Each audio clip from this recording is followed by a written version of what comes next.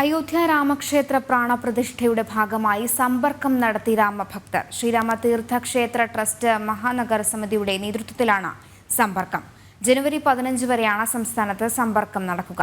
കവടിയാർ കൊട്ടാരം, മാതാ അമൃതാനന്ദമയി ആശ്രമം തുടങ്ങി നിരവധി സ്ഥലങ്ങളിലാണ് ഇതിനോടകം സമ്പർക്കം നടന്നത്. ഭാരതത്തിന്റെ സ്വപ്നമായി, ഹിന്ദുവിന്റെ സ്വാഭിമാനമായി അയോധ്യയിൽ 22-ന് നടക്കുന്ന ശ്രീരാമസ്വാമിയുടെ പ്രതിഷ്ഠാ ചടങ്ങുകൾ ഭാരതമെമ്പാടും ആഘോഷമാക്കാൻ ഒരുങ്ങുകയാണ് രാമഭക്തർ.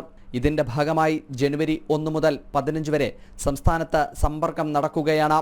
സമ്പർക്ക പരിപാടിയുടെ ഭാഗമായി തിരുവനന്തപുരത്ത് കവടിയാർ കൊട്ടാരത്തിൽ അശ്വതി തിരുനാൾ ഗൗരി ലക്ഷ്മിബായി തമ്പുരാട്ടിക്ക് RSS സഹപ്രാന്ത പ്രചാരക് വി അനീഷ് അക്ഷതം നൽകി.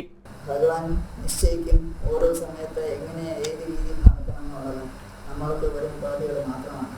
എന്താ പറയുക, അത് നാട്ടിനും നാട്ടുകാർക്കും ലോകത്തിനുമൊക്കെ അനുഗ്രഹമായിട്ട്, അഭിമാനമായിട്ട്, ആശ്വാസമായിട്ട്, ആനന്ദമായിട്ട് മുമ്പോട്ട് പോകട്ടെ.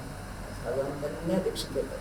കൈമനം മാതാ അമൃതാനന്ദമയി ആശ്രമത്തിൽ നടന്ന ചടങ്ങിൽ RSS മുതിർന്ന പ്രചാരകൻ S. സേതുമാധവൻ പങ്കെടുത്തു. കേവലം അയോധ്യയിൽ ഒരു ക്ഷേത്ര നിർമ്മാണമല്ല, അത് നമ്മുടെ നാടിനെ സംബന്ധിച്ചുള്ള നമ്മുടെ നാടിൻ്റെ തനിമയോടുകൂടിയുള്ള ഒരു പരിവർത്തനത്തിൻ്റെ തുടക്കമാണ്.